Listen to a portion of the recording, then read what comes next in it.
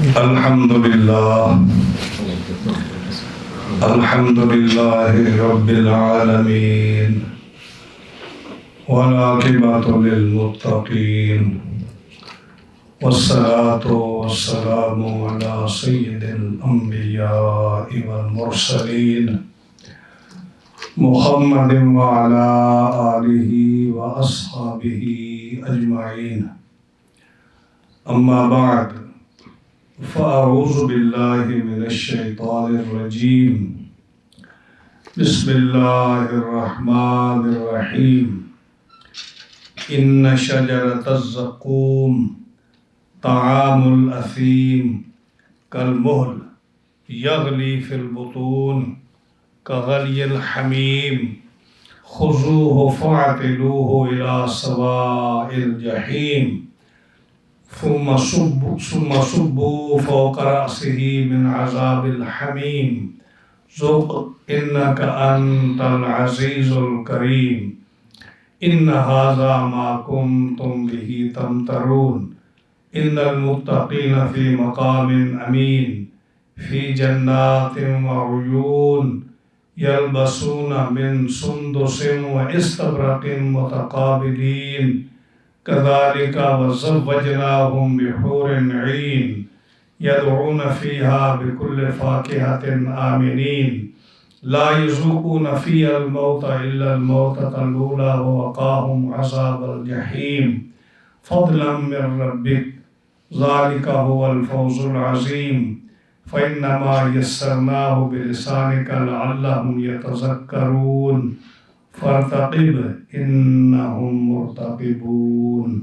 صدق الله مولانا العظيم وبلغنا رسوله النبي الكريم الأمين ونحن على ذلك لمن الشاهدين والشاكرين والحمد لله رب العالمين. مولاي صل وسلم دائما أبدا على حبيبك خير الخلق كلهم فإن من جودك الدنيا وضرتها ومن علومك علم اللوح والقلم. هو الحبيب الذي ترجى شفاعته لكل هول من الأحوال مقتحم. دامت النصارى في نبيهم واحكم بما شئت مدحا فيه واحتكم. ومبلغ العلم فيه أنه بشر وأنه خير خلق الله كلهم. جاءت لدعوته الأشجار ساجدة تمشي إليه على ساق بلا قدم. يا رب بالمصطفى بلغ مقاصدنا واغفر لنا ما مضى يا واسع الكرم. واغفر لناشدها واغفر لقارئها سألتك الخير يا ذا الجود والكرم. مولاي صل وسلم دائما ابدا على حبیبک خیر الخلق کلہم. معززین حاضرین و سامعین اکرام، قرآن مجید فرقان حمید سے آج ہم نے سورہ دخان کا آخری رکوع، تیسرا رکوع، پورا رکوع تلاوت کیا ہے، جس کے اندر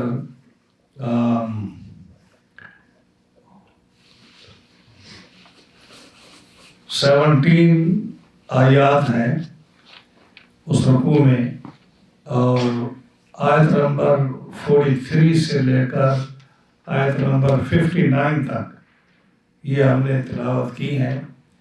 اور سورت جو ہے دخان آج ختم ہو جائے گی، اور یہ 5ویں حمیم ہے جو ختم ہو رہی ہے. اللہ تعالیٰ کی بارگاہ میں یہ دعا ہے کہ رب تعالیٰ حق بیان کرنے کی توفیق عطا فرمائے، مجھے اور آپ کو اس پر عمل کی توفیق بخشے.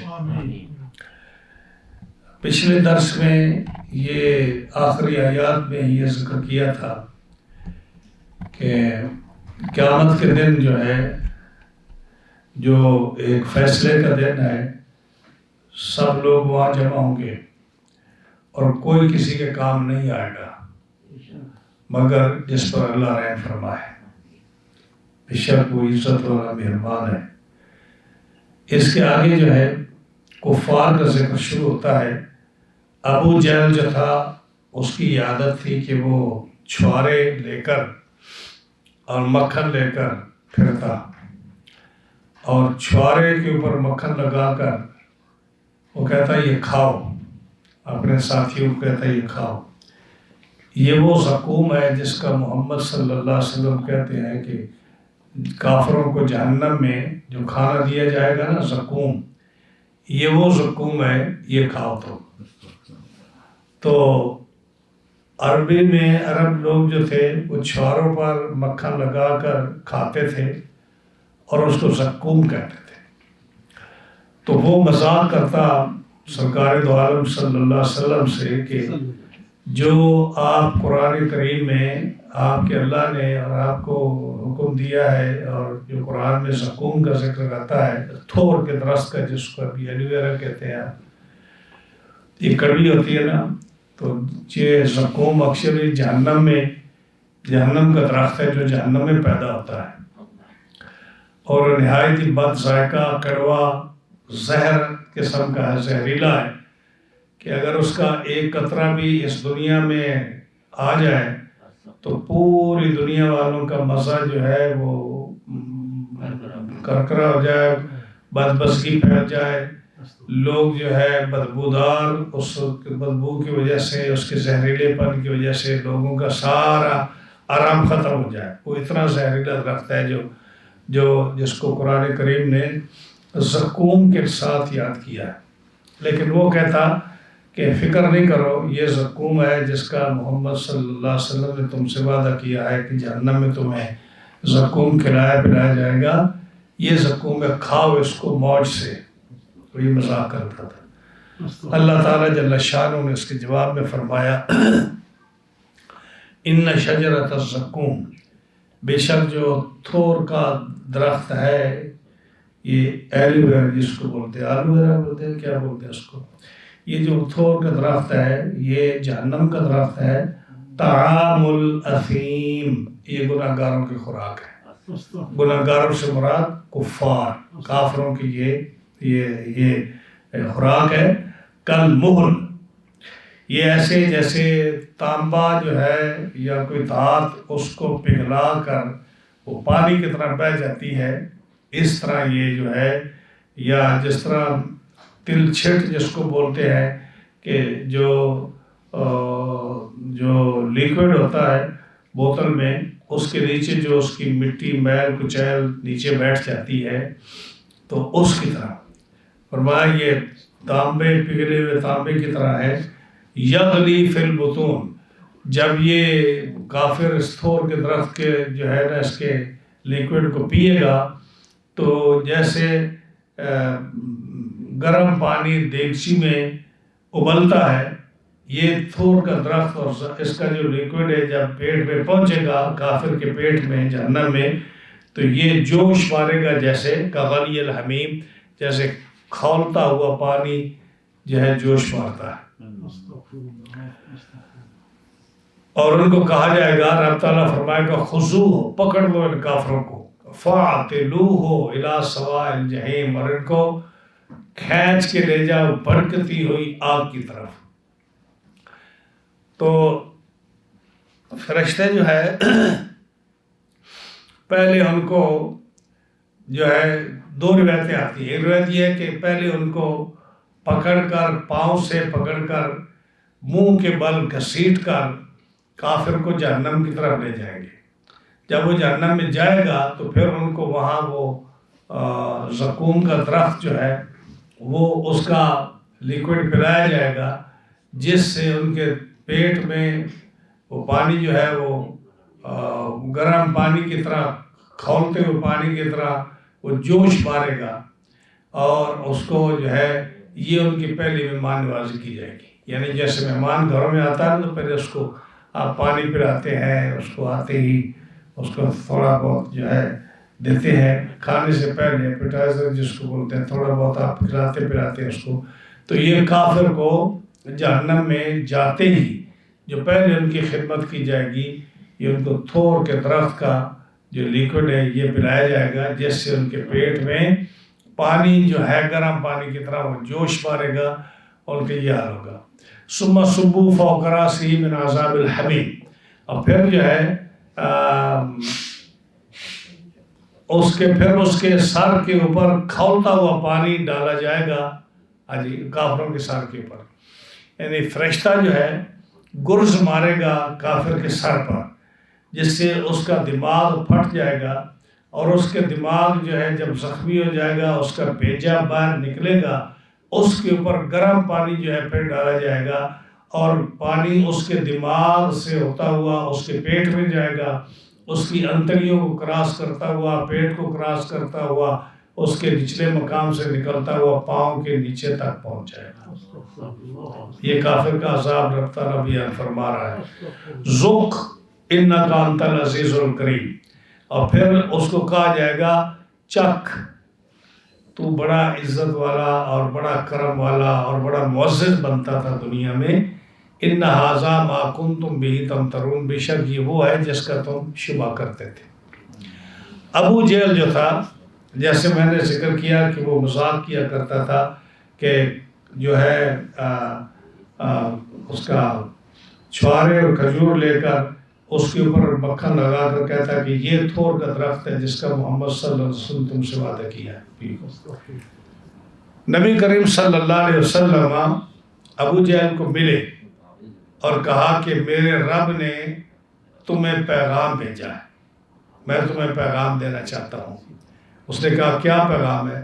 فرمایا سورۃ قیامت میں رب تعالیٰ نے فرمایا اولا لکا فاولا، اولا لکا فاولا، تیرے لیے ہلاکت ہے اور ہلاکت کے بعد پھر ہلاکت ہے، یعنی ایک تو تمہیں دنیا میں عذاب ہوگا اور تو ذلت کی موت مارا جائے گا، اور اس کے بعد پھر قبر میں تمہیں سخت ترین عذاب ہوگا، یہ میرے رب نے تیرے لیے پیغام بھیجا ہے۔ اس نے کہا سن اے محمد صلی اللہ علیہ وسلم، تو اور تیرا رب یہ دونوں مل کر میرا کچھ بھی نہیں بگاڑ سکتے، اس لیے کہ یہ جو دو پہاڑ ہیں نا مکہ مکرمہ میں، جن کے درمیان مکہ ہے، ان دو پہاڑوں کے درمیان اگر کوئی عزت والا، اگر کوئی طاقت والی شخصیت ہے، اور اگر کوئی ویل نون پرسن ہے، اگر بندہ جو ہے اس سرزمین پر یعنی بطحا میں، بطحا وادی جو ہے مکہ مکرمہ کی، یعنی اس شہر میں اگر کوئی معزز آدمی ہے، محترم آدمی ہے، اگر کوئی باروب آدمی ہے تو وہ میں ہوں۔ تو سن لے، تو اور تیرا رب میرا کچھ بھی نہیں بگاڑ سکتا۔ جب اس نے کہا نا کہ میں عزیز ہوں، عزت والا ہوں، کریم ہوں، کرم والا ہوں، تو رب تعالیٰ نے فرمایا کہ جب وہ مرے گا تو فرشتے اس کو قبر میں اور آخرت میں جب اس کو عذاب دیں گے تو وہی لفظ دہرائیں گے جو اس نے اپنے لیے دہرایا تھا، ذُقْ، یہ قرآن مجید فرماتا ہے ذُقْ، چکھ، اِنَّکَ أَنْتَ الْعَزِیزُ الْکریم، تو بڑا عزت والا اور بڑا معزز شخص ہے نا، اب تو وہی عذاب چکھ اپنا ہے معزز شخص۔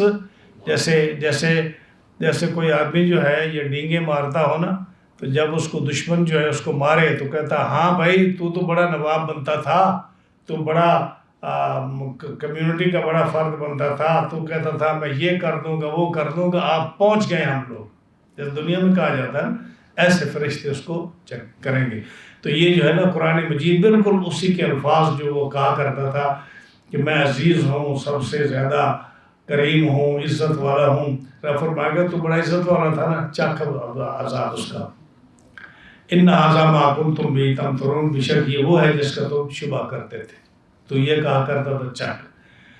تو یہ جو ہے نا، جیسے ایک اور بات جو ہے آج کل لوگ اس کا، میں نے سنا کچھ لوگوں کو اس کا ایک اور بھی اس کی مثال بیان کرتے ہیں کہ نبی کریم صلی اللہ تعالیٰ علیہ وسلم جب کوثر کے حوض پر اور نہر پر جائیں گے تو آپ کے امتی اور دیگر لوگ جو ہیں جب پیاس کے پارے جب وہاں پہنچیں گے تو وہاں پانی مانگیں گے حضور صلی اللہ علیہ وسلم سے، تو حدیث پاک کہتی ہے کہ فرشتے کہیں گے کہ یا رسول اللہ صلی اللہ علیہ وسلم ان کو پانی نہ دیں، یہ مسلمان نہیں تھے، یہ منافق تھے، یہ فاسق لوگ تھے، منافق تھے، انہوں نے آپ کے دین کا مذاق اڑایا، ان کو پانی نہ دیجیے۔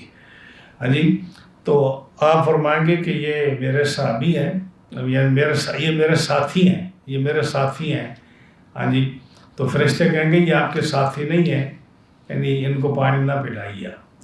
یہاں کچھ لوگ اس حدیث کا مفہوم یہ بیان کرتے ہیں کہ وہ مسلمان جو نبی کریم علیہ السلام کے بعد، آپ کے تشریف لے جانے کے بعد بدعتیں، جو بدعت جنہوں نے اختیار کی ہے، تو جب یہ لوگ بدعتی لوگ جو ہے یہ جائیں گے پانی پہ لینے کے لیے، تو نبی کریم علیہ السلام جو ہے ان کو پانی نہیں دیں گے، اور فرشتے کہیں گے کہ یہ وہ لوگ ہیں جنہوں نے آپ کے بعد دین کو بدل دیا، آپ ان کو پانی نہ دیں۔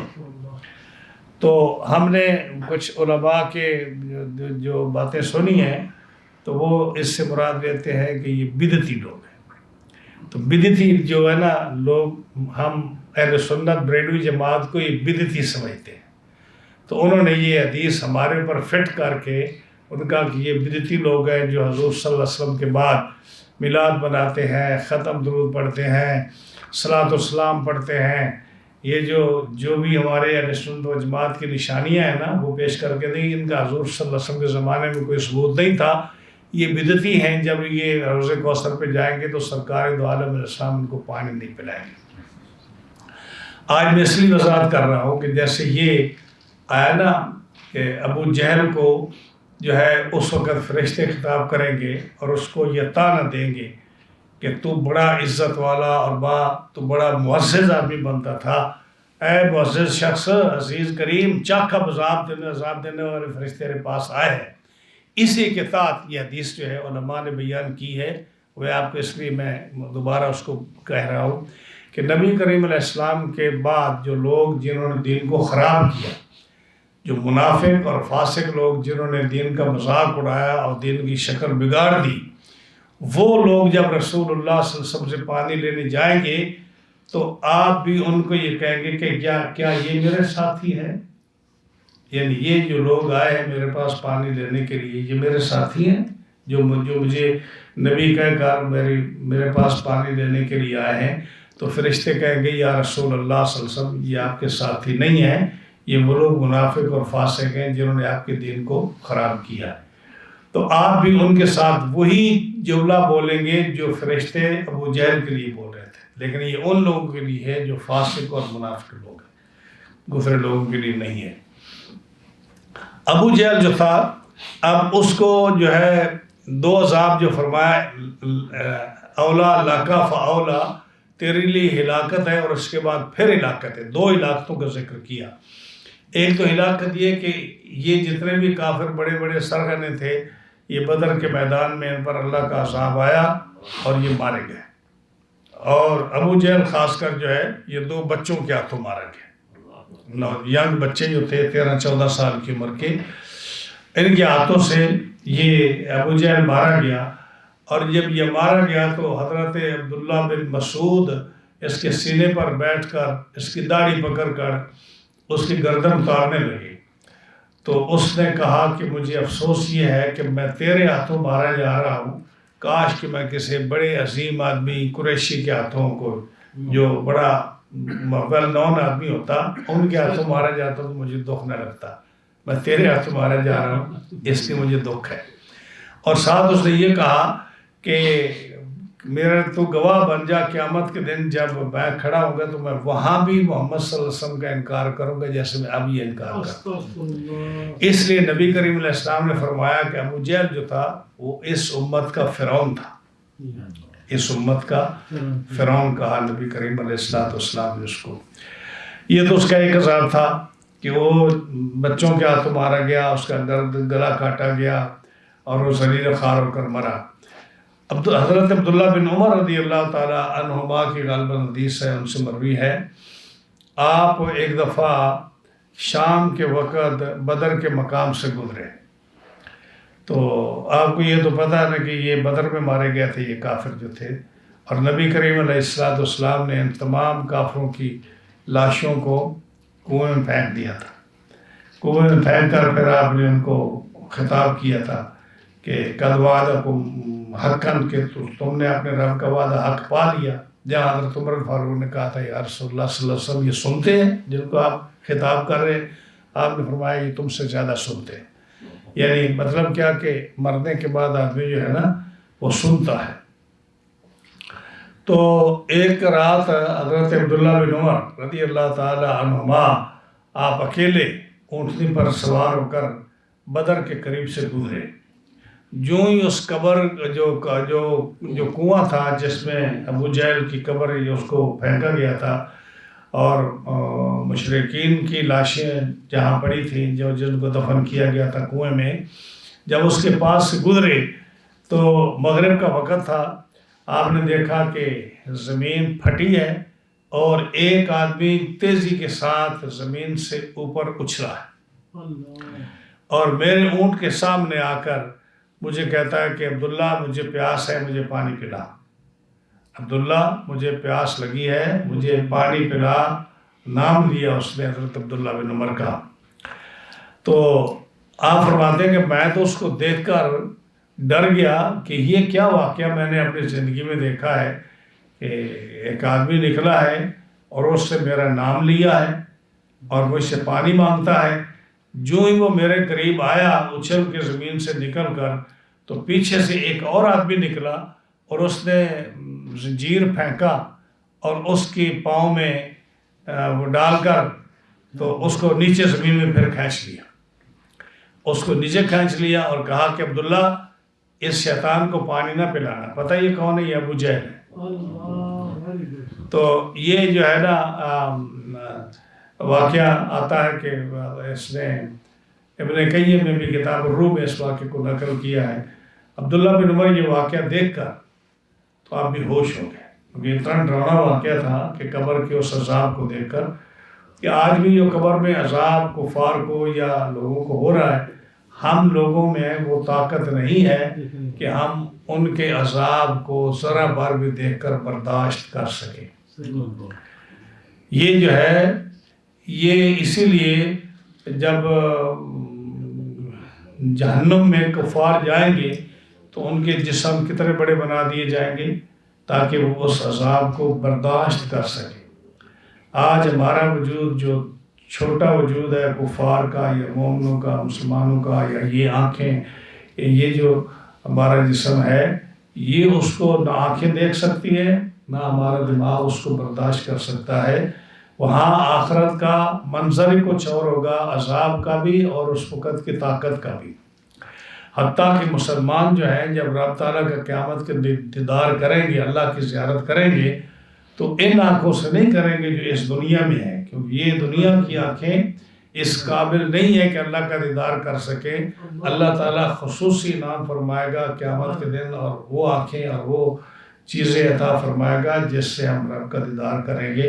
اور کفار کو وہ طاقت ملے گی جس سے وہ جہنم کا عذاب جو ہے وہ کچھ نہ کچھ برداشت کریں گے اور روئیں گے اور کچھ نہ کوئی ہوگا. اور مومن جو ہے ان کی بھی آپ کو سنتے رہتے ہیں کہ ان کا قد کتنا ہوگا، 60 گز کا ان کا قد ہوگا، 33 سال کی ان کی عمر ہوگی، تو ان کی شیپ بدلی ہوئی ہوگی. تو حضرت عبداللہ بن عمر جو ہے بے ہوش ہو گئے اور اونٹنی پر لیٹ گئے جیسے بیٹھے ہوئے تھے بے ہوشی کی عالم میں. اور اونٹ جو تھا اس کے اندر یہ وصف ہوتی ہے کہ اونٹ جس راستے پر وہ جا رہا ہے، جو اس نے راستہ دیکھا ہوا ہوتا ہے، وہ آپ کو منزل مقصود تک اونٹ اپنے گھر پہنچا دیتا ہے. گھوڑا بھی آپ کو پہنچا دیتا ہے. یہ جانوروں کے اندر اللہ نے یہ خصوصیت رکھی ہے. تو اونٹ جو ہے آپ کو لے کر مدینہ منورہ لے گیا. آپ وہاں پہنچے اور اس وقت جو ہے حضرت عثمان غنی رضی اللہ تعالیٰ عنہ کا دور تھا. غالباً آپ نے ان کو اونٹ سے اتارا. جب ہوش آیا تو انہوں نے پھر یہ بات ان کو بتائی کہ میں نے یہ واقعہ دیکھا ہے. تو یہاں قرآن مجید فرقان حمید میں سارے کافروں کو خطاب ہے اور ان کا ذکر ہے، لیکن خاص کر ابو جہل کو خطاب ہے. ذق، چکھ، انک انت العزیز الکریم، تو بڑا عزت والا اور کرم والا ہے، تو جتنا تو بڑا بنتا تھا نا اب چکھ اس کا عذاب بھی چکھ. تو یہ ہے جو نبی کریم علیہ السلام نے ان کو پیغام دیا. اولا لکا فاولا، تیرے لیے ہلاکت ہے اور پھر ہلاکت ہے. ایک موت کی ہلاکت ہے، ذلت والی موت تمہیں آئے گی، اور دوسری آپ کو جو ہے ذلت یہ ہوگی کہ قبر کا عذاب تیرے لیے ہوگا، اور یہ بے شک وہ ہے جس میں تم شبہ کرتے تھے. تم کہتے تھے نا کہ یہ محمد صلی اللہ علیہ وسلم ایسے ہی کہتے ہیں، کوئی تھور کا درخت نہیں، کوئی جو ہے آخرت کا عذاب نہیں، کوئی آخرت کی منزل نہیں، کوئی جو ہے نا کسی نے دوبارہ زندہ نہیں ہونا. تو یہ ساری باتیں جو ہے نا وہ جو کہتے تھے کہ آپ چکھ لے تو سارا عذاب، جو جس چیز کا انکار کرتا تھا یہ وہی چیز ہے. حدیث پاک میں آتا ہے کہ زقوم جو ہے یہ جہنم کا درخت ہے جو جہنم میں پیدا ہوتا ہے اور جہنمیوں کی خوراک ہے. اس کا ایک قطرہ بھی زمین پر آ جائے تو سارے لوگوں کا مزہ خراب ہو جائے اور بدبو سے اور زہر سے ان کی زندگی جو ہے بالکل اجیرن بن جائے، سارے لوگوں سے متاثر ہو. یہ تو ہے اگر ایک قطرہ آ جائے تو اب کیا حال ہوگا اس آدمی کا جس کو یہ پلایا جائے گا، کتنا عذاب اس کے لیے ہوگا. اللہ تعالیٰ ہر مسلمان کو اس سے محفوظ رکھے. حدیث پاک میں ایک اور آتا ہے کہ جو جہنم میں سب سے ہلکا عذاب ہوگا نا کسی کو، تو وہ یہ ہوگا کہ اس کو آگ کی چپلیں پہنائی جائیں گی اور اس کے آگ کے تسمے ہوں گے، آگ کے تسمے ہوں گے، آگ کی چپلیں ہوں گی، اور وہ عذاب ایسا ہوگا کہ جس سے انسان کا دماغ جو ہے وہ ہانڈی کی طرح ابلے گا. ہاں جی، اور وہ یہ سمجھے گا کہ دنیا میں آخرت میں جو جہنم میں سب سے سخت ترین عذاب ہو رہا ہے وہ مجھے ہو رہا ہے، لیکن حالانکہ وہ عذاب جو ہے جہنم کے سب سے ہلکے عذابوں میں سے یہ عذاب ہوگا. ایک حدیث پاک میں آتا ہے کہ قیامت کے دن جب عذاب دیا جائے گا تو اس کافر کو سب سے پہلے جہنم میں اس کو ایک غوطہ دیا جائے گا. جیسے پانی میں آدمی کو ڈبکی یہ دی جاتی ہے، جب اس کو غوطہ دیا جائے گا تو اس کے بعد جب اس پوچھا جائے گا تو کہے گا کہ میں دنیا میں جب سے میں پیدا ہوا ہوں، دنیا میں آیا ہوں، آخرت میں آیا ہوں، میں نے کبھی بھی سکھ کا سانس نہیں لیا. یعنی اتنا وہ بھول جائے گا سب کچھ اس ایک غوطے کی وجہ سے. وہ سارے جو ہے نا اس کے آرام جو دنیا میں اس کو حاصل تھے وہ سارے کے سارے وہ بھول جائے گا اور کہے گا کہ میں نے تو کبھی کوئی چیز جو ہے میں نے کوئی امن والی چیز میں نے کوئی دیکھی نہیں ہے.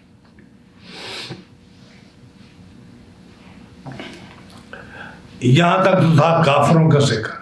آگے اللہ فرماتا ہے ان المتقین فی مقام امین.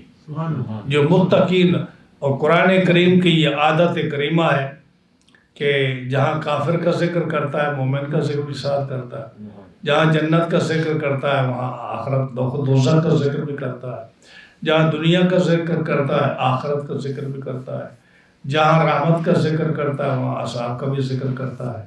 یعنی دونوں چیزوں کا ذکر جو ہے اللہ تعالیٰ جل شانہ قرآن کریم میں فرماتا ہے. تو اب کافروں کا ذکر کیا، ان کے عذاب کا ذکر کیا، اب مومنوں کا ذکر کیا. فرمایا جو متقی ہوں گے، نیک لوگ جو ہوں گے، وہ مقام فی مقام امین، وہ امین اور امن والے مقام میں ہوں گے. ان کو کسی قسم کا کوئی ڈاؤٹ، شبہ، وام، خوف، ڈر کسی قسم کا نہیں ہوگا. فی جنات و عیون، وہ باغوں میں ہوں گے اور چشموں میں ہوں گے. یلبسون من سندس و استبرق متقابلین، اور وہ پہنیں گے سندس ریشمی پتلے کپڑے، و استبرق اور موٹے ریشمی کپڑے پہنے ہوئے ہوں گے. متقابلین، سارے گولدارے میں بیٹھے ہوں گے، ایسے نہیں بیٹھے ہوں گے کہ ایک کی پشت کے پیچھے دوسرا بیٹھا ہوگا، یعنی گولدارے میں بیٹھے ہوں گے. جب گولائی میں بیٹھتے ہیں تو پھر کسی کو پشت نہیں ہوتی. ادب کا مقام یہی ہے. جنتیوں کے جہاں بھی آیا قرآن مجید میں متقابلین کا ذکر آتا ہے مختلف صورتوں میں، تو متقابلین کا مطلب کیا ہے کہ گولدارے میں بیٹھے ہوں گے، گولائی میں بیٹھے ہوں گے کہ کسی آدمی کی دوسرے آدمی کو پشت نہیں ہوگی، آمنے سامنے بیٹھیں گے. کذالک، یوں ہی ہے، وزوجناہم بحور عین، اور ہم نے ان کو بیاہ دیا، ان کی شادی کر دی حور عین کے ساتھ، حوروں کے ساتھ. یدعون فیہا بکل فاکہۃ آمنین، اور جو ہے بڑی آنکھوں والی حوروں کے ساتھ ہم نے ان کی شادی کر دی۔ یدعون فیہا، جب وہ جنت میں ہوں گے تو وہ ہر قسم کا میوہ اور پھل مانگیں گے، بکل فاکہۃ آمنین، امن و امان سے۔ لا یذوقون فیہا الموت الا الموتۃ الاولیٰ، اور اس میں پہلی موت کے علاوہ پھر ان کو کسی موت کا مزہ نہیں چکھیں گے۔ وَوَقَاهُمْ عَذَابَ الْجَحِيمِ، اور اللہ نے انہیں آگ سے بچا لیا، فضلا من ربک، تمہارے رب کے فضل سے، اور یہی بڑی کامیابی ہے۔ یہاں تک مومنوں کا ذکر تھا۔ مومن کو رب تعالیٰ جو ہے کئی قسموں کا انعام رب تعالیٰ اس کو جنت میں عطا فرمائے گا۔ ہاں جی، کون سا انعام؟ پہلا یہ فرمایا کہ ان المتقین فی مقام امین، وہ ایسا مکان، ایسا جگہ ہوگی مومن کے لیے جنت میں جو امن کی جگہ ہے۔ اب دنیا میں دیکھو کہ جو آدمی جب اپنا مکان بناتا ہے یا خریدتا ہے یا بناتا ہے تو آدمی کی کیا عادت ہوتی ہے کہ وہ مکان وہاں لیتا ہے، وہاں بنانے کی کوشش کرتا ہے جہاں اس کو امن نظر آئے۔ وہ کہتا ہے کہ یہ فلاں کمیونٹی جو ہے وہ بڑی باامن ہے، اس میں کسی قسم کی چوری نہیں ہوتی، کوئی چکاری نہیں ہوتی، کوئی اس میں لوٹ مار نہیں ہوتی، گاڑی جو ہے وہ کھڑی رہیں، ان کو لاک نہ لگاؤ، گھروں کو لاک نہ لگاؤ، کوئی آدمی جو ہے وہ ہمارے گھروں میں نہیں آتا، وہاں کوئی چوری نہیں کرتا، کوئی ایسا آدمی نہیں جو فضول رستے میں پھرتا ہو، یعنی بالکل امن کی جگہ ہے۔ دروازے کھلے چھوڑ کے چلے جاؤ، گاڑی کھلی چھوڑ کے چلے جاؤ۔ کیا مطلب؟ کہ ہم نے ایسی جگہ مکان لیا ہے جو بالکل امن کی جگہ ہے، جہاں ہر وقت پولیس کا پہرا ہوتا ہے، ہر وقت جو ہے وہ واچ کرتے ہیں کہ کوئی باہر کا آدمی اس میں نہ آئے۔ تو یہ ہے کہ جو ہے اس دنیا میں بھی امن کی جگہ سمجھی جاتی ہے کہ جہاں کسی کا فیملی اس کی محفوظ ہو، مکان محفوظ ہو، چوری سے، ہر قسم کے ڈاکے سے۔ اللہ فرماتا ہے کہ ہم جب متقی کو جنت میں جگہ دیں گے تو وہ ایسی جگہ ہوگی جہاں اس کو کسی قسم کا کوئی خطرہ نہیں ہوگا، مقام امین، امن والی جگہ دیں گے۔ فی جنات و عیون، پھر جب لوگ امن والی جگہ میں گھر بناتے ہیں تو پھر وہ دوسرا کیا کرتے ہیں کہ وہاں باغیچے بناتے ہیں، پھول ہوں، وہاں فروٹ ہوں، چشمہ ہو، پانی کا انتظام ہو۔ یعنی آدمی کے آرام دہ جو مکان ہے یا آرام دہ جگہ جو ہے اس کے لیے وہ چاہتے ہیں کہ یہاں کوئی پھلدار درخت بھی ہوں، ہمارے جو یارڈ ہے اس کے اندر پھلدار درخت ہوں، اس کے اندر پانی کا انتظام ہو، گھومنے پھرنے کی جگہ ہو۔ جتنا آدمی زیادہ امیر بنتا جائے گا وہ بڑی آرام دہ جگہ تلاش کرے گا، اگر اس کے پاس طاقت ہے، قوت ہے، جگہ زیادہ لے گا، وہاں باغیچے لگائے گا، سبزیاں لگائے گا، پھرنے کی جگہ دیکھے گا جس سے اس کی طبیعت میں خوشی ہوگی۔ رب فرماتا ہے کہ ہم جنت میں جو جگہ دیں گے نا تو ایک تو امن والی جگہ ہوگی، پھر اس کے لیے باغیچے ہوں گے کہ باغوں میں وہ سیر کرے گا، پھرے گا، چشمے جاری ہوں گے تو چشموں کے ساتھ دل لبھائے گا، یعنی یہ دوسرا ہی ہوگا، امن والی جگہ ہوگی، باغیچے اور چشمے ہوں گے۔ تیسرا، یعنی ایک تو ہے نا کہ اس کے لیے جو ہے عمدہ مکان ہوگا، پھر عمدہ سیرگاہ اس کی دو ہو گئی۔ تیسرا فرمایا کہ یلبسون من سندس و استبرق متقا، اور اس کے لیے جو ہے نا پہننے کے لیے پتلے کپڑے ہوں گے ریشم کے، اور استبرق موٹے کپڑے ہوں گے ریشم کے۔ یعنی اگر وہ پتلے کپڑے کو پسند کرے گا تو ہم اس کو وہ ریشم کا پتلا کپڑا پہنائیں گے، اگر وہ موٹا کپڑا پہنے گا تو ہم اس کو موٹا کپڑا پہنائیں گے اس کو۔ یا دوسری تفسیر اس کی ہے کہ جس کے مقام بلند و بالا ہوں گے جنت میں ان کو ہم ریشم کے پتلے کپڑے پہنائیں گے، اور جو عام مومن جنتی ہوگا اس کو ہم موٹے کپڑے ریشم کے پہنائیں گے۔ تو یہ تیسرا کہ عمدہ لباس ہوگا، تین چیزیں ہوگی، متقابلین، اور چوتھی اس کے لیے نعمت یہ ہوگی کہ یہ ایسے باعزت طریقے سے بیٹھیں گے کہ آمنے سامنے بیٹھیں گے، کسی کی پشت کے پیچھے نہیں بیٹھیں گے۔ جیسے آج بھی دنیا میں ہوتا ہے نا کہ جو معزز آدمی ہوتا ہے، جو باعزت ہوتا ہے، جو رسپیکٹڈ پرسن ہوتا ہے، اس کو فرنٹ پہ بٹھاتے ہیں، جی، اور عام آدمی جو ہے وہ پیچھے بھی بیٹھ جائے تو اس کو کوئی فرق نہیں پڑتا۔ رب تعالیٰ فرماتا ہے کہ جنت میں جتنے بھی جنتی ہوں گے کوئی ایک دوسرے کے پیچھے نہیں ہوگا، متقابلین، ایک دوسرے کے سامنے بیٹھے ہوئے، کوئی کسی کی پشت کے پیچھے نہیں ہوگا۔ کذالک وزوجناہم بحور عین، اور چوتھا فرمایا کہ ہم ان کو جو ہے ان کی شادی کریں گے، بیاہ کریں گے، ان کو جو ہے زوجہ ان کی بنائیں گے حور عین کے ساتھ۔ حور عین جو ہے یہ حور عین کہتے ہیں، موٹی آنکھ والی جو حور ہے اس کو حور عین بولتے ہیں۔ اصل میں یہ ہے کہ ہر وہ عورت جس کا رنگ سفید ہو، خوبصورت ہو، اور اس کی آنکھوں کی جو پتلیاں ہیں یہ باریک ہوں، اس عورت کو حور عین کہا جاتا ہے۔ لیکن جنت میں جو حوریں ہیں یہ حوریں انسانوں کی طرح مٹی سے پیدا نہیں کی گئی، جیسے انسان کو کس سے پیدا کیا گیا؟ مٹی سے، لیکن حوریں جو ہیں یہ مٹی سے نہیں پیدا کی گئیں۔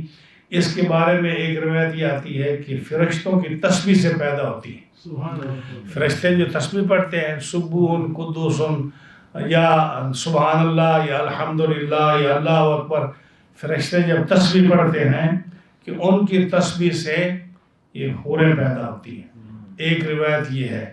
ایک روایت یہ ہے کہ جو حور ہے یہ پیدا ہوتی ہے 3 چیزوں سے، مشک یعنی کستوری، کافور اور زعفران سے۔ ان 3 چیزوں سے حور بنتی، حور پیدا ہوتی ہے۔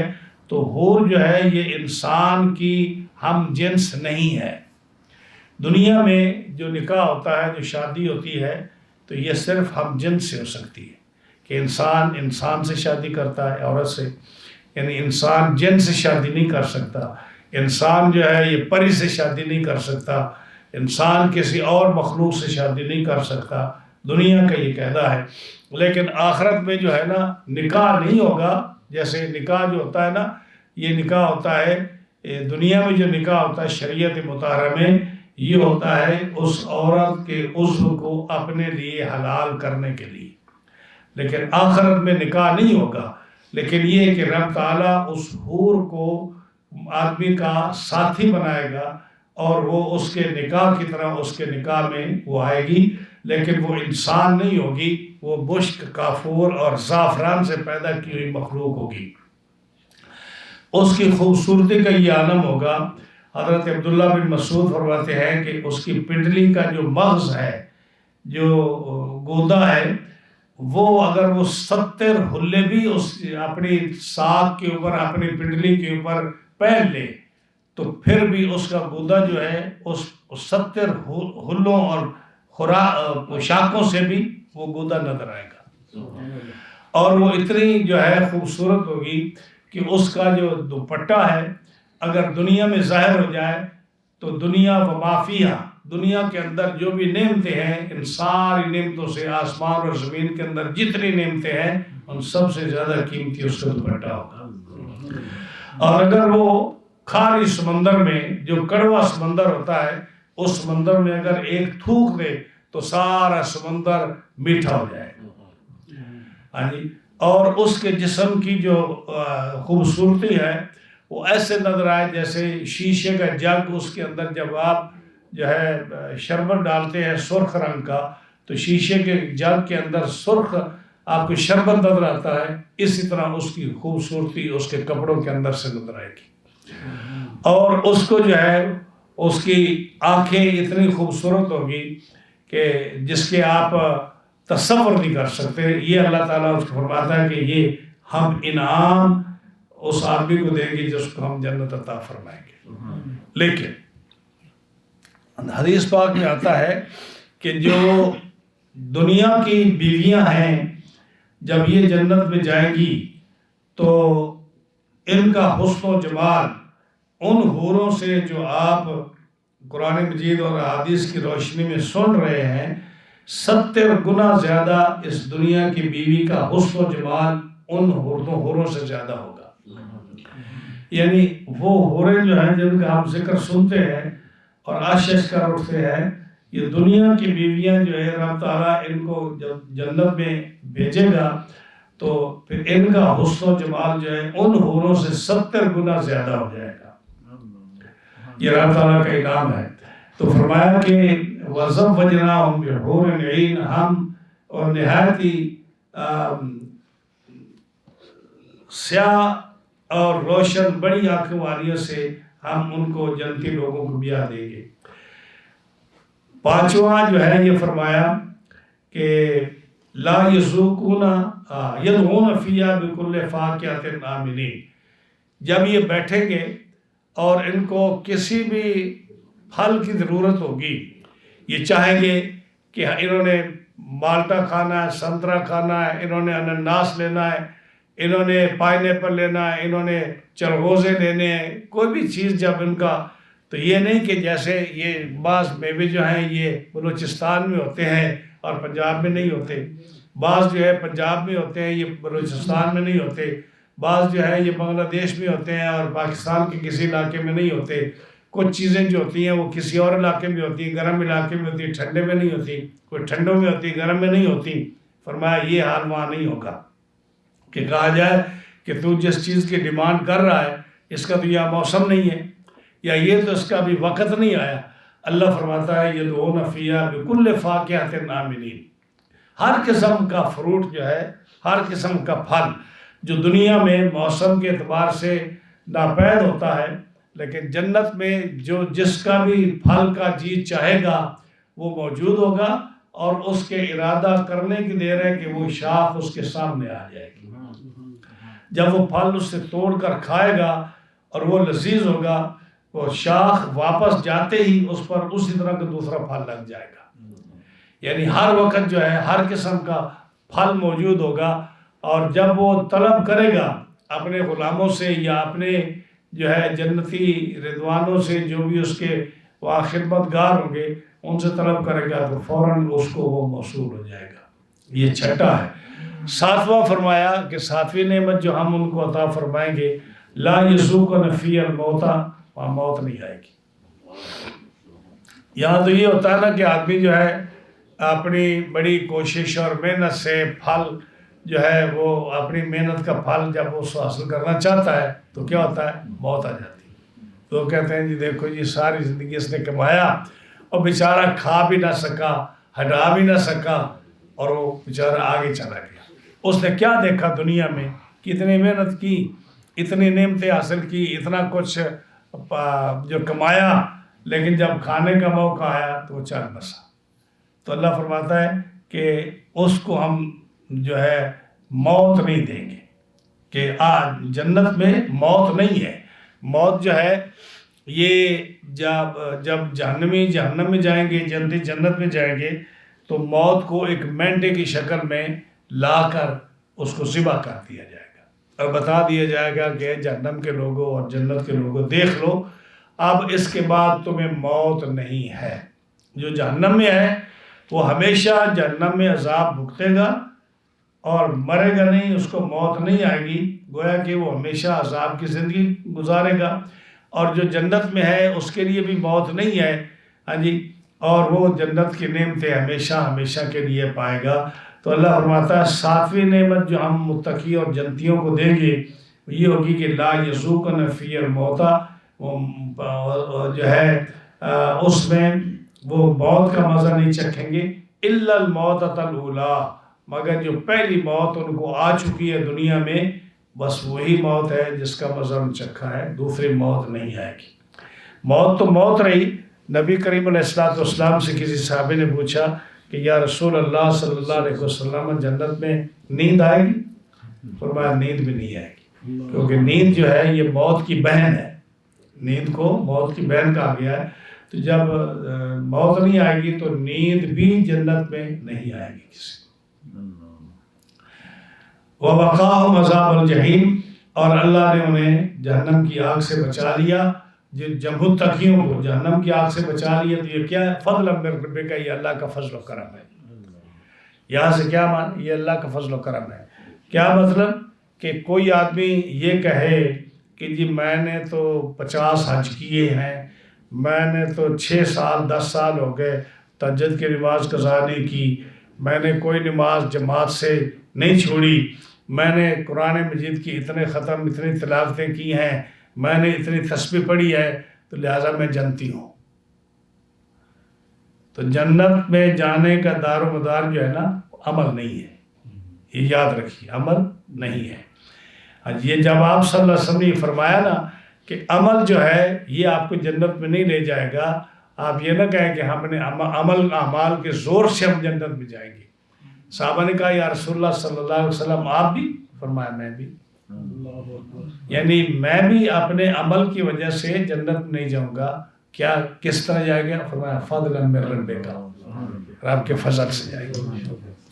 ہاں جی، تو جتنا بھی یہ آپ عمل کرتے ہیں یہ اس لیے نہیں کہ ہم ان اعمال کی وجہ سے جنت میں جائیں گے، بلکہ یہ عمل ہم اس لیے کرتے ہیں کہ ہمارے رب کا حکم ہے، ہم اس کی نافرمانی سے بچنا چاہتے ہیں۔ جب ہم اپنے رب کی نافرمانی سے بچنا چاہتے ہیں تو اس سے جتنا آپ ڈریں گے، جتنا بندہ جو ہے اللہ سے ڈرے گا، جتنا جو ہے وہ اللہ کے عذاب سے ڈرے گا، اللہ سے محبت کرے گا، اس کے فرمان کو نہیں توڑے گا اور اس کے عذاب سے ڈرے گا، اس کی رحمت کا امیدوار زیادہ بنے گا، تو جب یہ کام کرے گا تو اس کا مطلب یہ ہے کہ وہ اللہ سے پیار کرتا ہے، اللہ کے عذاب سے ڈرتا ہے، اس کے حکم کو مانتا ہے، جس چیز سے نے منع کیا ہے اس سے آدمی بچتا ہے، تو یہ نشانی ہے اس کی رضا کی، یہ نشانی ہے اس کی رضا کی۔ تو جب جو خوش ہوگا کہ میرا بندہ میرے امر جو ہے میرے حکم کو مانتا ہے، جس سے میں نے منع کیا ہے اس سے میرا بندہ بچتا ہے، گویا کہ وہ میری رضا چاہتا ہے، تو جب وہ اللہ تعالیٰ دیکھے گا کہ میرا بندہ میری رضا چاہتا ہے تو اللہ اس سے خوش ہوگا۔ جب رب تعالیٰ خوش ہوگا تو پھر کیا ہوگا کہ رب تعالیٰ جل شانہ اپنے فضل سے اس کو جنت عطا فرمائے گا۔ تو یہ جو ہے نا کوئی آدمی یہ نہ سوچے کہ نبی کریم صلی اللہ علیہ وسلم، کوئی آدمی یہ نہ سوچے کہ بندہ جو ہے، کوئی آدمی یہ نہ سوچے کہ بندہ جو ہے یہ اپنے اعمال سے جنت کا مستحق ہے۔ اس کی میں واقعہ آتا نا کہ ایک آدمی جو تھا جس نے 400 سال عبادت کی تھی، 400 سال ہمیشہ اس کو انار کا پانی ملتا، وہ پیتا اور جو ہے فروٹ کھاتا اور کوئی گناہ اس کے ساتھ نہیں تھا۔ جب اس کو قیامت کا جو ہے جب وہ اس نے دعا کی کہ یا اللہ میری موت سجدے میں آئے، تو سجدے کی حالت میں اس کی موت آئی۔ جب آخرت آئی تو رب نے فرمایا اس کا کوئی گناہ نہیں، نیکیاں نیکیاں ہیں، اس کو میرے فضل سے جنت میں بھیج دو۔ وہ اکڑ کر کھڑا ہو گیا، کہتا ہے کہ جب گناہ کوئی نہیں ہے، 400 سال کی نیکیاں ہیں، تو آپ بھی رب فرماتا ہے کہ میرے فضل سے بھیج دو، اب تو میری نیکیاں گناہ ہے ہی نہیں کوئی۔ فرمایا تھا اس کو ذرا آخرت کا اس بازار کا چکر لگا کے لے آؤ، فرشتوں کو کہا۔ جب وہ گرمی کے موسم میں نکلا تو پیاس سے گرنے لگا، جب پیاس بہت بڑھ گئی تو کہتا کہ فرشتوں کو میں تو مر رہا ہوں پیاس سے، مجھے پانی چاہیے۔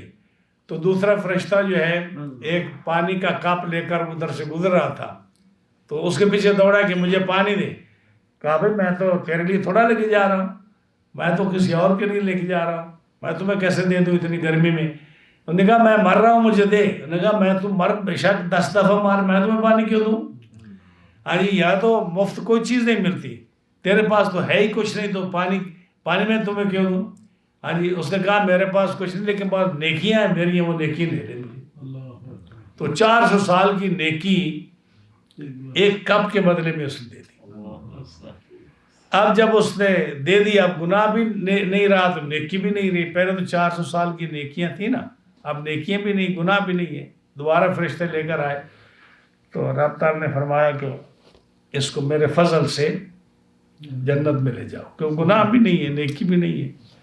پھر وہ کہتا ہے کہ جب گناہ بھی نہیں ہے نیکی نہیں ہے تو اب بھی اس کا فضل ہے۔ تو یہ ساری مثالیں جو ہیں پہلی شریعتوں کی یا نبی کریم علیہ السلام نے جو فرمایا، یہ ہم لوگوں کے دماغ کو درست کرنے کے لیے کہ جب ہم 400 سال کی نیکیاں ایک کپ پانی کے بدلے میں وہ ساری دے سکتے ہیں، تو رب نے فرمایا کہ تو جو 400 سال انار کا پانی پیتا رہا اور فروٹ کھاتا رہا اور تو جو ہے تیرے صحت اور نعمت اور سب کچھ تمہیں دی، اور اب بھی تو کہتا ہے کہ جو ہے اس کی کوئی ویلیو تیری نظر میں نہیں ہے. یعنی آدمی اگر یہ سوچے کہ ہم جب بیٹھے کتنی صحت مند حالت میں بیٹھے، ہسپتال میں جا کر دیکھو، نرسنگ ہوم میں جا کر دیکھو کہ لوگ کتنی مشکل میں ہیں. یعنی باوجود اس کے کہ پنکھے چل رہے ہیں، اے سی چل رہے ہیں، بیڈ ہے، ڈاکٹر ہیں، نرسیں ہیں، دوائیاں ان کو مل رہی ہیں، لیکن ان کی حالت دیکھی نہیں جاتی. ہاں جی، اب وہاں جو ہے باوجود اتنی فیسیلیٹیز کے آپ وہاں چند دن بھی نہیں رہ سکتے. جن کو ایکسپیرینس ہے ہاسپٹل میں، ہم بھی جب پچھلے اسی فروری میں جب ہماری سرجری ہوئی تو 2 دن ہمیں بیڈ پر جو رہنا پڑا، پتہ چل جاتا ہے آدمی کو کہ آدمی کتنی مشکل میں ہے. حالانکہ وہ علاج ہو رہا ہے، ساری فیسلٹیز موجود ہیں، لیکن آپ کے لیے زندگی وہ اجیرن بن جاتی ہے. اور اب یہاں بیٹھے ہیں مسجد میں، اور مسجد میں گاڑیاں ہیں، آنے جانے کی بڑی سہولت ہے، مسجد میں ہر قسم کی فیسلٹیز ہیں، کارپیٹ بچھے ہوئے ہیں، سب کچھ ہے. لیکن اس کے باوجود ہم جو ہے اتنی سستی کرتے ہیں کہ اللہ کی بارگاہ میں سجدہ کرنا ہمیں دشوار نظر آتا ہے. اس کے انعامات دیکھیں کتنے انعام اس کے ہیں. 2 آنکھیں اس نے دی ہیں جن سے نظر آتا ہے، سب کچھ دیکھتے ہیں. ہاتھ دیے ہیں جن سے آپ چیزیں لے سکتے ہیں، دے سکتے ہیں. پیر دیے جن سے آپ چل سکتے ہیں. کانوں کی نعمت دی جس سے آپ سب کچھ سن سکتے ہیں. عقل و دماغ دیا ہے جس سے آپ دشمن سجن کی تمیز کر سکتے ہیں، اچھائی برائی کو سوچ سکتے ہیں. اس نے علم دیا ہے جس سے آپ پڑھ سکتے ہیں، قرآن کریم پڑھ سکتے ہیں، حدیث پاک پڑھ سکتے ہیں. آپ اچھا برا سوچ سکتے ہیں، بری اور برائی اور نیکی میں تمیز کر سکتے ہیں. پھر اسے دولت دی ہے، آپ غریب کو دے سکتے ہیں. آپ کسی کے محتاج نہیں ہیں، لوگ آپ کے محتاج ہیں. آپ سوچ سکتے ہیں کہ اس نے کتنے نعمتوں سے نوازا ہے آپ لوگوں کو. دنیا اس نے بنائی ہے، کئی لوگوں کو تمہارا محتاج بنایا ہے اور وہ تمہاری طرف محتاج ہیں. کئی روٹی کو محتاج ہیں، ان کو روٹی نہیں شام کی ملتی. آپ کے پاس رب نے اللہ اتنی فراوانی آپ کو دی ہے، آپ جس طرح کا مرضی کھانا چاہیں آپ کھا سکتے ہیں، پسند کر سکتے ہیں. لیکن نبی کریم صلی اللہ علیہ وسلم نے فرمایا، غالباً میں آج ہی دیکھ رہا تھا کہ حوروں کا حق مہر، یہ حوروں جن کی تعریف آپ نے سنی نا، تو ان کا حق مہر بھی ہوتا ہے. ہاں جی، جیسے دنیا میں آپ نکاح کرتے ہیں تو اس کا حق مہر ہے نا، جنت میں جب حوریں ملیں گی تو ان کا حق مہر بھی ہے. تو نبی کریم علیہ السلام نے فرمایا اس کا حق مہر کیا ہے، حوروں کا حق مہر کیا ہے. فرمایا حوروں کا حق مہر ہے، ان کا حق مہر ہے چند روٹی کے ٹوٹے ہوئے ٹکڑے اور پانی کے چند گھونٹ. یعنی اگر رب تعالیٰ نے آپ کو دولت دی ہے نا، اتنی دولت دی ہے کہ آپ سونے کے نوالے کھا سکتے ہیں، چاندی کے نوالے کھا سکتے ہیں، تو اس کے باوجود اگر رب کا شکر ادا کرنے کے لیے آپ کل کی بچی ہوئی روٹی کے 3-4 ٹکڑے کھا لیں اور اللہ کا شکر ادا کریں اور تازہ روٹی آپ کسی فقیر کو جا کر دے دیں، یہ حور کا حق مہر ہے. کیا مطلب؟ اب صحابہ کا واقعات دیکھیں. ہم تو یہ ہمارے ذہن میں یہ آتا ہے جب رب نے دیا ہے تو پھر کیوں سوکھے ٹکڑے کیوں کھائیں؟ پھر ہم سونے چاندی کے نوالے کھائیں نا، رب نے دیے جو صحیح. لیکن صحابہ کا دیکھو، حضرت عمر فاروق رضی اللہ تعالیٰ کا واقعہ آتا ہے، عبداللہ بن عمر کا آتا ہے، اور حضور کے صحابہ کا واقعہ آتا ہے. کئی ایک صحابہ کا واقعہ آتا ہے کہ ان کو کسی چیز کے کھانے کی شوق تھا کہ میں فش کھاؤں. کئی سال گزر گئے. اور جب عبد الرحمن بن عوف کا واقعہ آتا ہے، جو سب سے امیر صحابہ تھے، جو ٹوپوں کے حساب سے اشرفیاں بھر کر بدری صحابہ کو گھر پہنچایا کرتے تھے. یعنی اتنی دولت تھی، کمرہ بھرا ہوا ہے اشرفیوں کا. اور جب وہ کہتے ہیں اپنے غلام کو کہتے ہیں کہ گنو بدری صحابہ کتنے ہیں، اس نے کہا جی اتنے 100 ہیں. فرمایا میرے کمرے میں جو سونے کے بھرے اشرفیاں ہیں نا، ٹوپے بھر بھر کے نا، ان کے گھروں میں جا کر دیکھا. لیکن جب کھانا سامنے آیا تو پسندیدہ کھانا جس کی چاہت تھی آپ کو، تو جس سامنے آیا تو آپ کو حضرت مصعب بن عمیر یاد آ گئے. مصعب بن عمیر یاد آ گئے تو پھر آنکھوں سے آنسو شروع ہو گئے، رونے لگے. یہ مصعب بن عمیر وہ تھے جو نبی کریم علیہ السلام نے فرمایا کہ مکے میں ان جیسا نخرے والا نوجوان میں نے نہیں دیکھا، جن کو والدین اتنا بہترین لباس دیتے تھے اور پھر وہ زلفیں اس کی خوشبو لگا کر نیا سوٹ پہن کر جب مکے کی گلیوں میں چلتا تو لوگ اس کو دیکھتے رہ جاتے. لیکن جب اسلام قبول کیا تو پھر اس کے پاس پھٹی پرانی گدڑی تھی اس کی، اور جب موت آئی تو کفن نصیب نہیں ہوا. یعنی جب کفن کی چادر ان کو پہنائی گئی تو سر ڈھانپتے ہیں تو پیر ننگے، پیر ڈھانپتے ہیں تو سر ننگا. تو انہوں نے کیا کیا، پھر سر کو ڈھانپ دیا اور پاؤں پر گھاس ڈال دیا.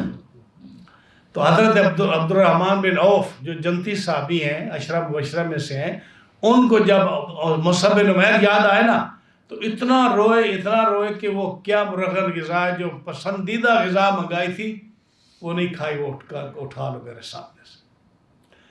حضرت عمر رضی اللہ تعالیٰ عنہ، عبداللہ بن عمر فش کھانے کا ارادہ، جب فش سامنے آئی تو پھر وہ کوئی واقعہ یاد آ گیا. وہ اتنے سالوں سے جو خواہش تھی وہ نہیں کھا سکے، کہا یہ اٹھا لو میرے سامنے سے، کسی فقیر کو دے دو. حضرت عمر نے خواہش ظاہر کی تو ان کا جو خادم تھا وہ گھوڑا لے کر دوڑا، وہ لے کر آیا، گھوڑے کو دوڑا کر لے کر آیا. جب وہ سامنے آیا کھانا، آپ نے فرمایا کیسے لایا جی؟ میں گھوڑے. فرمایا مجھے پہلے گھوڑا دکھاؤ. گھوڑے کے پاس گئے، جا کر اس کو دیکھا تو حالانکہ اس نے کپڑا شپڑا مار کے پسینہ اس کا خشک کر دیا تھا، لیکن فاروق اعظم کو کون سمجھائے؟ کان کے نیچے سے پسینہ دیکھا. فرمایا تو اس جانور کو میرے کھانے کے لیے تو اتنی تکلیف دی، جاؤ اس کسی غریب کو دے دو، میں نہیں کھانا کھاتا. یہ صحابہ کی زندگی تھی، یہ صحابہ کی زندگی تھی. تو فرمایا کہ روٹی کے چند ٹکڑے، سوکھے ٹکڑے. کیا مطلب کہ اگر تمہارے پاس بڑی دولت ہے، دولت کی فراوانی ہے، رب نے بہت کچھ دیا ہے، لیکن کبھی نیچے بھی دیکھ لیا کرو. اوپر دیکھو گے تو کبھی پوری نہیں پڑے گی. اوپر دیکھو گے تو تمہیں جو ہے نا بل گیٹ یاد آئے گا. اوپر دیکھو گے تو تمہیں جو ہے نا کیا نام ہے اس کا، بڑے بڑے امیر آدمی یاد آئیں گے. لیکن جب نیچے دیکھو گے تو پھر تمہیں سوکھے ٹکڑوں پر بھی اگر گزارا کرنا پڑے تو اللہ کا شکر ادا کرو. تو یہ پانی کے چند گھونٹ اور روٹی کے سوکھے ٹکڑے، فرمایا یہ جنت کی حوروں کا حق مہر ہے. یعنی جب تم اپنی روٹی، اپنی دولت جو ہے یہ غریب کے لیے وقف کرو گے اور خود تم جو ہے سوکھے ٹکڑے کھا کر اس پر بھی اللہ کا شکر ادا کرو گے اور اس کی نعمت کا شکر ادا کرتے ہوئے تم وقت گزار. فرمایا یہ ہے حوروں کا حق مہر. تو اپنے اعمال سے کوئی بھی جنت میں نہیں جائے گا. فضلا من ربک، رب تعالیٰ کے فضل سے آدمی جنت میں جائے گا. ذالک هو الفوز العظیم. اور جس آدمی کو جنت میں جو ہے عمدہ مکان مل جائے، جس آدمی کو جنت میں عمدہ باغات اور چشمے مل جائیں، جس آدمی کو جنت میں ریشمی کپڑے مل جائیں، جس آدمی کو فرنٹ سیٹ پر بیٹھنے کی جگہ مل جائے، جس آدمی کو جنت میں حور عین کے ساتھ اس کا نکاح ہو جائے، جس آدمی کو جنت میں ہر طرح کے پھل اور نعمتیں مل جائیں، جس آدمی کو رب فرمایا کہ تمہیں جنت میں اب موت نہیں آئے گی، میری نعمتوں میں تم جیو اور ہمیشہ رہو، جن آدمیوں کو اللہ تعالیٰ جہنم کے عذاب سے بچا لے اور اپنا فضل اس پر عطا فرمایا یہ کیا؟ ذالک هو الفوز العظیم. یہ کیا؟ یہ سب سے بڑی کامیابی. فوز العظیم یہ سب سے. قرآن مجید میں 15 مقامات پر آتا ہے کہ ذالک هو الفوز العظیم، ذالک هو الفوز الکبیر، ذالک هو الفوز المبین. یہ جو الفاظ ہے نا، فوز المبین، فوز العظیم، فوز الکریم، کیا مطلب کہ یہ کھلی کامیابی ہے، یہ بڑی کامیابی ہے، یہ عظیم کامیابی ہے. یہ 15 مقامات پر اس طرح کے صیغے آتے ہیں قرآن مجید میں. کیا فرمایا کہ کامیابی کیا ہے؟ جب اللہ تعالیٰ تمہیں عزت کے ساتھ جنت میں مقام عطا فرمائے تو تمہارے لیے یہ بڑی کامیابی ہے. ہاں جی، یہ سب سے بڑی کامیابی. آج ہم کامیابی کس میں سمجھتے ہیں؟ کہتے ہیں جی جو ہے ایک بڑا ٹی وی ہو. کتنے انچ کا آج کل آ گیا ہے؟ 85 انچ کا. 85 انچ کا ٹی وی گھر نہ ہو نا تو بیٹھنے میں گھر میں لطف نہیں آتا. گیم دیکھنے میں، مووی دیکھنے میں، پروگرام دیکھنے میں، جی خبریں سننے میں لطف نہیں آتا. جو سب سے بڑا ٹی وی ہو، اور وہ بھی ہو بھی دوسرا ڈیجیٹل کے کیا کیا نام اس کے بنا ہے ہمیں تو پتہ بھی نہیں. اس طرح کے ٹی وی ہونا چاہیے. پھر گاڑی جو ہے، آج کل جو گاڑی ہے نا، ٹاپ آف دا لائن جو سب سے بڑی گاڑی اور ایکسپینسو گاڑی ہے وہ ہونی چاہیے. پتہ چلے گی جی صاحب اس گلی سے گزر رہے ہیں اس گاڑی میں. پھر مکان ہو تو اتنا بڑا مکان ہو کہ جناب لوگ اشارے کر کے بتائیں جی کہ جی وہ سٹی میں مکان چھوٹے تھے اس لیے جو ہے نا صاحب باہر چلے گئے کہ وہاں بڑے بڑے مکان ملتے ہیں. ہاں جی، یہ ساری چیزیں ہم اوپر دیکھتے ہیں نا. ہاں جی، تو یہ کامیابی ہمیں نظر آتی. پھر بہت سارے لوگ تو ہمارے مسلمان جو ہے کہتے ہیں کہ جی جو کلچر ہے نا، اصل میں کلچر وہ انگریز کا کلچر، ان کی بنائی ہوئی چیزیں، یورپ کی چیزیں ہمارے پاس آئیں، امریکہ کے بنی ہوئی چیزیں ہمارے پاس آئیں، ان کے سارا ساز و سامان جو ہے اس کے ساتھ جو ہے ہم یہ مسلمانوں کی بنائی ہوئی چیزیں، ایشیا کی بنائی ہوئی چیزیں جو ہیں ان میں وہ اصلیت نہیں ہے جو باہر کی چیزوں میں ہے. ان کے ساتھ جو ہے انسان شوق اور محبت رکھتا ہے. تو ہم کہتے ہیں کہ اس میں ہماری بڑی کامیابی ہے. اس میں کامیابی نہیں ہے. کامیابی اس میں ہے جس میں اللہ تعالیٰ اور اس کے رسول صلی اللہ علیہ وسلم کی رضا جس میں شامل ہے. اور کوشش کرے انسان کہ یا اللہ ہمیں وہ نعمت عطا فرما اور ہمیں نبی کریم صلی اللہ علیہ وسلم کی اسوہ حسنہ پر چلنے کی توفیق عطا فرما. جو کچھ آپ نے فرمایا ہے، جس طرح آپ نے رہنے سہنے کا آپ نے حکم دیا ہے، اس طرح میں رہنے کی توفیق عطا فرما. فرمایا کہ یہی کامیابی سب سے بڑی ہے جو جنتیوں کی، جو متقین کے لیے رب تعالیٰ نے فرمائی ہے. فَإِنَّمَا يَسَّرْنَاهُ بِلِسَانِكَ لَعَلَّهُمْ يَتَذَكَّرُونَ.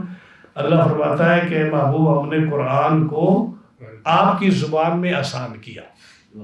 یعنی فرمایا کہ ہم نے قرآن مجید جو ہے نا یہ عربی زبان میں جو آپ کی زبان تھی نا اس پہ نازل کیوں کیا؟ لعلہم یتذکرون، تاکہ یہ لوگ سمجھ سکیں. ایک بزرگ فرماتے ہیں کہ اگر قرآن جو ہے یہ رسول اللہ صلی اللہ علیہ وسلم کی زبان میں نہ آتا تو کسی شخص کو اللہ کا کلام سمجھنے کی توفیق اور ہمت ہی نہ پڑتی. کہ اللہ کا کلام سمجھنا کوئی مذاق ہے؟ اللہ کا کلام کو آدمی سمجھ نہ سکتا. اگر یہ اللہ تعالیٰ نے جو کرم نوازی فرمائی ہے، مہربانی فرمائی ہے، وہ رسول اللہ صلی اللہ علیہ وسلم کی زبان میں قرآن نازل فرمایا تاکہ اللہ کا کلام لوگ سمجھ سکیں. اور حضور نے سمجھایا ہو. اگر کسی اور زبان میں ہوتا، اللہ جو ہے اس کو تو کیا اللہ کی زبان صرف عربی ہے؟ کیا اللہ اور کوئی زبان نہیں سمجھتا؟ اللہ کی اور زبان نہیں ہے کوئی؟ اللہ نے تو یعنی آدم علیہ السلام کو جب پیدا فرمایا تو آدم علیہ السلام کو 600 زبانیں دیا. صاحب تفسیر کبیر لکھتے ہیں کہ آدم علیہ السلام کو کتنے زبانیں آتی تھیں؟ 600 زبان آتی تھی. 600 زبان آتی تھی. اور پھر جب وہ ہر بیٹے کے ساتھ ایک ہی زبان بولتے تو جہاں جہاں آپ کی اولاد پھیلتی گئی زبانیں علیحدہ ہوتی گئی. ہاں جی، نبی کریم علیہ السلام کا زمانہ آیا تو آپ نے جب کہا نا کہ بھئی کل جو ہے نا 4 سفیر جائیں گے فلاں فلاں ملک میں اسلام کا پیغام لے کر. ہاں جی، تو اب وہ سوچ میں پڑ گیا کہ جی ہم جب جائیں گے تو ہمیں زبانیں تو آتی نہیں وہاں، تو وہاں کیسے ہم لوگوں سے کمیونیکیٹ کیسے کریں گے، ہم ان سے بات چیت کیسے کریں گے. جب شام کو پہنچے، رات کو سوئے، صبح اٹھے تو جس ملک میں کسی نے جانا تھا وہ زبان اس کو آ گئی، وہ زبان اس کو آ گئی.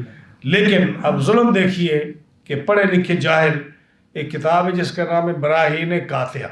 مولوی خلیل احمد اور مولوی رشید احمد گنگوئی کی لکھی. اس میں وہ لکھتے ہیں کہ ہمارے ایک سالے کو یعنی ایک نیک آدمی کو ایک خواب آیا تو دیکھا کہ رسول اللہ صلی اللہ علیہ وسلم اردو زبان بول رہے ہیں. آپ اردو زبان بول رہے ہیں. تو میں نے پوچھا کہ حضور آپ تو عربی ہیں، آپ کو اردو زبان کیسے آ گئی؟ آپ نے فرمایا جب سے دارالعلوم دیوبند بنا ہے اس وقت سے بھی اردو زبان آ گئی. یعنی آدمی کو لکھتے ہوئے بھی کچھ خیال آنا چاہیے کہ آدم علیہ السلام کو تو 600 زبانیں آ جائیں. حضور کے صحابہ جس طرف ملک میں وہ جائیں وہ رات کو سوئیں صبح ان کو وہ زبان آ جائے. ہاں جی. سلمان فارسی نے جب وہ حضور کو واقعہ سنایا اپنا کہ حضور میں بکتا بکاتا میں ظلم سہتا ہوا میں آپ کی خدمت میں پہنچا، تو آپ نے بٹھایا ہوا تھا ایک یہودی کہ ٹرانسلیٹر جو تھا کہ مجھے ٹرانسلیٹ کر کے بتاؤ کہ سلمان کیا کہتا ہے. اب جب اس نے سلمان فارسی نے کہا نا کہ میرے اوپر یہودیوں نے ظلم کیا، یہودیوں نے میرا مال چھین لیا، انہوں نے مجھے بیچ دیا، مجھے غلام بنا لیا، تو یہودی جو ہے نا جب انہوں نے دیکھا کہ ہماری اس میں برائی ہے تو اس نے ترجمہ بدل دیا. جب ترجمہ بدل دیا تو جبریل امین آئے اور انہوں نے کہا کہ حضور یہ جو سلمان فارسی اس نے یہ بات کہی ہے اور یہ گڑبڑ کر رہا ہے. تو آپ نے فرمایا کہ اے یہودی میں نے تمہیں امین سمجھا تھا اور تو نے مجھے ترجمہ غلط بتایا. اس نے کہا جب آپ کو زبان آتی ہے تو پھر مجھے ٹرانسلیٹر کیوں بنایا ہے؟ جب آپ کو زبان آتی ہے تو مجھے ٹرانسلیٹر کیوں بنایا ہے؟ تو آپ نے فرمایا جبریل ذرا سلمان فارسی کو عربی سکھا دو. جبریل سلمان فارسی کو عربی سکھا دو. تو ان کا سلمان ذرا منہ کھولیے. انہوں نے منہ کھولا تو جبریل امین نے جو بھی کیا لعاب ڈالا یا کچھ ڈالا ان کو عربی زبان آ گئی. ہاں جی. تو یہ جو اللہ کے نیک بندے ہیں ان کے لیے زبانوں کا کوئی مسئلہ نہیں ہے. اب نبی کریم صلی اللہ علیہ وسلم پوری دنیا میں لوگوں کے خوابوں میں آتے ہیں یا نہیں آتے؟ تو کبھی کسی نے کہا ہے کہ حضور میں تو اسپینش بولتا ہوں، میں انگلش بولتا ہوں، میں بنگالی بولتا ہوں، میں اردو بولتا ہوں، تو آپ کو یہ زبان کہاں سے آ گئی؟ بلکہ آپ کو تو جب آدم علیہ السلام کو 600 زبانیں آتی ہیں تو رسول اللہ صلی اللہ علیہ وسلم کو کون سی زبان نہیں آتی ہوں گی؟ جو بکریوں کی زبان کو سمجھتے ہیں، جو اونٹ کی زبان کو سمجھتے ہیں، جو چڑیا کی زبان کو سمجھتے ہیں، جو ہرنی کی زبان کو سمجھتے ہیں، جو لیزرڈ کی زبان کو سمجھتے ہیں، جو جانوروں کی، درندوں کی، پرندوں کی، چرندوں کی، آسمان کی آواز کو، فرشتوں کی آواز کو، درختوں کی آواز کو، کیا درخت نہیں آپ کے سامنے بولتے رہے؟ کون کون سے جو ہر چیز کی زبان کو سمجھتے ہیں وہ اردو کے لیے دارالعلوم دیوبند کا انتخاب کریں گے؟ یعنی سوچنے والی بات ہے نا. آپ یہ سمجھیں کہ میں غلط بات کر رہا ہوں. یہ کتاب کا حوالہ دیا میں نے، بات بھی صحیح ہے کہ جی اس کو یہ جو اب شہاب نامہ آپ لوگوں نے پڑھا ہوگا، شہاب نامے میں وہ جو قدرت اللہ شہاب ہے اس نے وہ ایک واقعہ لکھا ہے جنگ کا، جب وہ ڈی سی تھا وہاں، اور اس نے جو ہے واقعے میں لکھا کہ جو ہے میں جنگ میں ایک مسجد میں گیا تو مجھے مولوی صاحب، دیہاتی مولوی صاحب کی تقریر پسند نہیں آئی، لیکن ایک بات جو اس نے کی نا وہ مجھے بڑی پسند ہے. اس نے کہا جب تم رسول اللہ صلی اللہ علیہ وسلم کی بارگاہ میں کوئی پیغام دینا چاہتے ہو نا تو جمعے کے دن 2 نفل پڑھو، اس کا ثواب سیدہ خاتون جنت کو بخشو اور ان کی خدمت میں عرض کرو کہ ہمارا یہ پیغام حضور کی بارگاہ میں پہنچا دیں. تو یہ نہیں ہو سکتا کہ وہ آپ کا پیغام نہ پہنچائیں، اور یہ بھی نہیں ہو سکتا کہ آپ کا پیغام وہ پہنچائیں تو حضور اس کا جواب نہ دیں آپ کو. تو کہتے مجھے یہ بات پسند ہے. وہ آدمی بڑا روحانی قسم کا آدمی تھا. اس نے جب یہ کیا نہ کہتا میں نے 2 رکعت نفل پڑھی اسی مسجد میں گاؤں میں، اور میں نے سیدہ خاتون جنت کو میں نے اصال ثواب کیا. تو اس کے بعد میں بھول گیا. اب جو میرے کزن یا میرے جو ہے نا ریلیٹیو کی بیوی تھی نا ڈچ، جرمن ڈچ زبان بولتی تھی، اس کے خواب میں سیدہ خاتون جنت آئی. اس کے خواب میں آئیں اور کہنے لگی کہ آپ کے بھائی کا جو انہوں نے ایک پیغام مجھے دیا تھا اور میں نے آپ کی خدمت میں ایک پیغام پہنچایا ہے، تو میرا یہ پیغام اپنے بھائی کو بتا دینا. اور اس نے وہ جو ہے نا وہ لیٹر، وہ شہاب نامے میں وہ لیٹر موجود ہے جو سیدہ خاتون جنت نے جو پیغام دیا ان کو، اب یہ دیکھیں کہ سیدہ خاتون جنت جو ہیں، کیا وہ ڈچ زبان یا وہ انگلش یا جو بھی یورپین زبان تھی کیا وہ سمجھتی تھی؟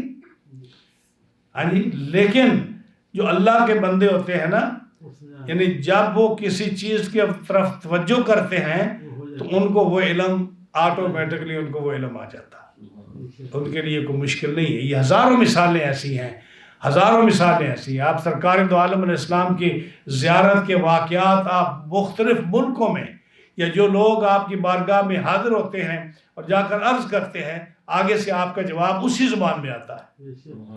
ہاں جی، تو اپنے عقیدوں کو صحیح کریں کہ رسول اللہ صلی اللہ علیہ وسلم کی بارگاہ اقدس وہ ہے جس کا بہت بڑا احسان ہے امت مسلمہ پر، بہت بڑا احسان ہے امت مسلمہ پر۔ اگر آپ کی بارگاہ میں حاضر ہونے کا طریقہ سیکھ لیں اور ادب سے گفتگو کرنے کا طریقہ سیکھ لیں تو پھر آپ کو بھی وہی کامیابی مل سکتی۔ تو فرمایا کہ اللہ فرماتا کہ ہم نے قرآن کو تمہاری زبان میں آسان کیا، اور آتا ہے نا وَلَقَدْ يَسَّرْنَا الْقُرْآنَ لِلذِّكْرِ فَهَلْ مِن مُدَّكِرٍ، ہم نے قرآن مجید کو آسان کر دیا، کس کے لیے؟ جو آدمی سیکھنا چاہے اس کے لیے ہم نے قرآن مجید کو آسان کر دیا۔ تو فرمایا کہ اگر قرآن عربی میں نہ ہوتا، رسول اللہ کی زبان میں نہ ہوتا تو اللہ کے کلام کو سمجھنا بڑا مشکل تھا۔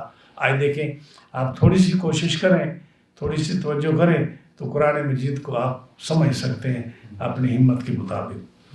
فرمایا فَارْتَقِبْ إِنَّهُمْ مُرْتَقِبُونَ، یا رسول اللہ، اے میرے محبوب آپ بھی انتظار کرو، اور وہ جو لوگ ہیں نا کافر، وہ بھی انتظار میں ہیں، آپ بھی انتظار کرو کیونکہ وہ بھی انتظار میں ہیں۔ وہ انتظار میں ہے کہ رسول اللہ صلی اللہ علیہ وسلم پر کب مصیبت آتی ہے، مسلمانوں پر کب مصیبت آتی ہے، یہ مسلمان کب خراب ہوتے ہیں، اور ان کو جب مصیبت آئے گی یہ دین ختم ہو جائے گا، یہ پریشان ہو جائیں گے، وہ اس انتظار میں ہیں۔ لیکن میں محبوب آپ بھی انتظار کرو، آپ انتظار کرو کہ ان پر اللہ کب عذاب بھیجتا ہے، آپ یہ انتظار کرو، فرتقب، آپ یہ انتظار کرو اور دیکھو کہ اللہ ان پر کب عذاب بھیجتا ہے، اور وہ انتظار میں ہے کہ محمد صلی اللہ علیہ وسلم پر اور مسلمان پر کب برا وقت آتا ہے، وہ اس انتظار میں ہے۔ لیکن محبوب آپ پر اور آپ کے غلاموں پر برا وقت نہیں آئے گا، ان پر برا وقت آئے گا کہ جب یہ ہلاک ہو جائیں گے۔ اور ان پر برا وقت کب آیا؟ بدر میں آیا، احد میں آیا، احزاب میں آیا، ان جنگوں میں آیا کہ یہ ان کی جمیت ختم ہو گئی، ان کی طاقت ٹوٹ گئی، یہ ذلیل و خوار برباد ہوئے، اور آپ کو اللہ تعالیٰ نے کامیاب اور سرخرو فرمایا۔ یہ تھا آج کا درس۔ اللہ تعالیٰ جل شانہ ہمیں صحیح قرآن فہمی کی توفیق عطا فرمائے۔ یا سورۃ دخان ختم ہوگی، 5 حامیم ختم ہوگی، انشاءاللہ اگلے جمعے کو 6 حامیم جو سورہ جاسیہ ہے وہ بیان کریں گے۔ رب تعالیٰ کی بارگاہ لم یزل میں یہ دعا ہے کہ رب تعالیٰ حق بیان کرنے کی اور اس پر عمل کی توفیق عطا فرمائے۔